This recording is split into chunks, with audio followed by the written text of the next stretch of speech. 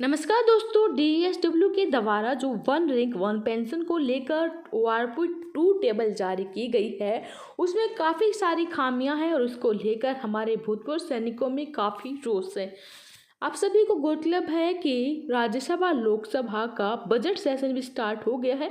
ऐसे में हमारे पूर्व सैनिकों की सारी उम्मीदें टिकी हैं राज्यसभा लोकसभा पर कि उनकी मांगों को उठाया जाएगा, सरकार से जवाब मांगा जाएगा, उनको असली वाली वन रैंक वन पेंशन और एरियर का भुगतान कब होगा, ये संपूर्ण जानकारी मांगी जाएगी और सैनिकों के साथ इतना बड़ा धोखा क्यों किया गया ये भी पूछा जाएगा। ऐसे में यहाँ पर राज्यसभा और लोकसभा के सेशन से एक नया अपडेट निकल के आया है। जी हाँ दोस्तों, 3 फरवरी 2023 को यहाँ पर लोकसभा के अंदर पूर्व सैनिक कल्याण विभाग से आंसर मांगा गया है वन रैंक वन पेंशन 2 के क्रियान्वयन को लेकर।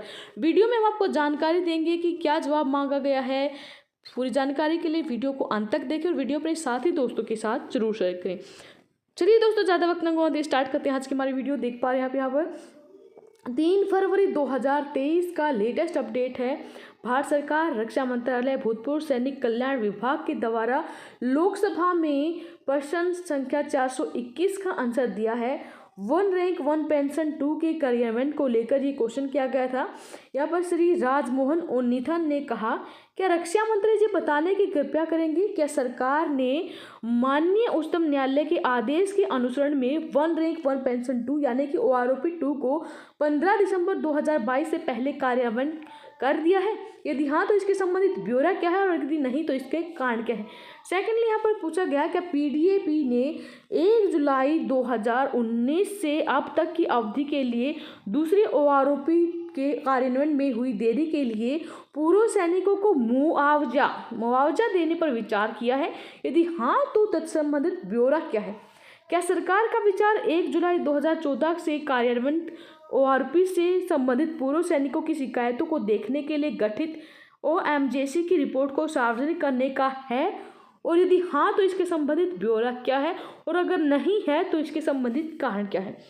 सीधे तौर पर यहाँ पर सरकार से पूछा गया है कि जो लेट किया है गवर्नमेंट ने, उससे जो भूतपूर्व सैनिकों को नुकसान हुआ है, क्या गवर्नमेंट उस पर मुआवजा देने पर विचार कर रही है? और जो ओएमजेसी की रिपोर्ट है उसको सार्वजनिक करने पर, मतलब कि जो भूतपूर्व सैनिकों की शिकायत है उनको देखने के लिए जो समिति बनाई गई थी, उसके जो कार्यान्वयन है उसको सार्वजनिक करने पर भी कोई उनका विचार है या फिर नहीं। आंसर दिया है रक्षा मंत्रालय में राज्य मंत्री श्री अजय भट्ट के द्वारा। पहले 2 क्वेश्चन जिसमें उनसे पूछा गया था कि क्या सरकार ने माननीय उच्चतम न्यायालय के आदेश के अनुसरण में वन रैंक वन पेंशन 2 को 15 दिसंबर 2022 से पहले कार्यान्वित कर दिया है, तो इन्होंने कहा माननीय उच्चतम न्यायालय ने दिनांक 16 मार्च 2022 के one rank one pension OROP के अपने आदेश को कार्यान्वित करने की अवधि को दिनांक 15 मार्च 2023 तक का विस्तार प्रदान किया है। सरकार ने रक्षा मंत्रालय के दिनांक 4 जनवरी 2023 के लेटर के द्वारा दिनांक 1 जुलाई 2019 से ओआरओपी के तहत सशस्त्र बलों के पेंशन धारकों, पारिवारिक पेंशन भोगियों की पेंशन संशोधन हेतु आदेश जारी कर दिए हैं। दिनांक 20 जनवरी 2023 को प्रत्येक रैंक और प्रत्येक श्रेणी हेतु पेंशन तालिकाओं सहित विस्तृत अनुदेश जारी किए गए हैं। इनका कहना है कि 20 जनवरी 2023 को इन्होंने हर रैंक और हर यहाँ पर श्रेणी के लिए इन्होंने जो टेबल है वो जारी कर दी है। थर्ड से क्वेश्चन किया गया था, क्या पीडीएपी ने 1 जुलाई 2019 से अब तक की अवधि के लिए दूसरी ओआरओपी के कार्यान्वयन में हुई देरी के लिए पूर्व सैनिकों को मुआवजा देने पर विचार किया है? तो इन्होंने कहा रक्षा बल कार्मिकों के लिए पेंशन संबंधित मामलों पर सरकारी आदेशों और नीतियों हेतु पीसीडीएपी कार्यान्वयन एजेंसी है। दिनांक 1 जुलाई 2019 से ओआरओपी के तहत सशस्त्र बलों के पेंशन धारकों और पारिवारिक पेंशन धारकों की संशोधित पेंशन के भुगतान हेतु आवश्यक अनुदेश जारी कर दिए गए हैं।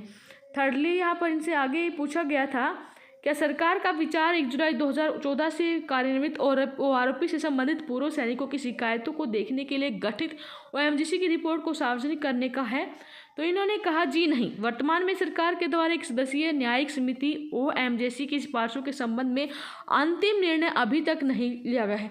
तो देख पा रहे हैं आप, जैसे कि PCDA या फिर हम DSW की वेबसाइट के अकॉर्डिंग टेबल देखते हैं, उसमें भी संशय बना हुआ है, और जो आंसर यहाँ पर लोकसभा ने आया है उसमें भी सरकार कहीं ना कहीं सच को छुपाती नजर आ रही है। सब तौर पर किसी भी बात को क्लियर नहीं कर रही है। मुआवजा देने पर बात पर भी उन्होंने कोई यहाँ पर आंसर ढंग से नहीं दिया है, टाल मटोल किया गया है। और जो सिफारिशों जो हमारी भूतपूर्व सैनिकों की शिकायतों के निवारण के लिए समिति बनाई गई है उसको भी सार्वजनिक करने के लिए जहाँ पर बोला गया, तो उसको लेकर भी यहाँ पर सरकार ने टाल मटोल कर दिया है। आरोपी 2 का जो संशय है अभी भी बना हुआ है। आरोपी 2 को लेकर आगे जो भी यहाँ पर बहस होगी लोकसभा या राज्यसभा में, वो हम आपको तुरंत वीडियो के माध्यम से अवगत कराएंगे। तब तक के लिए बने रहे हमारे साथ। धन्यवाद। जय हिंद, जय भारत।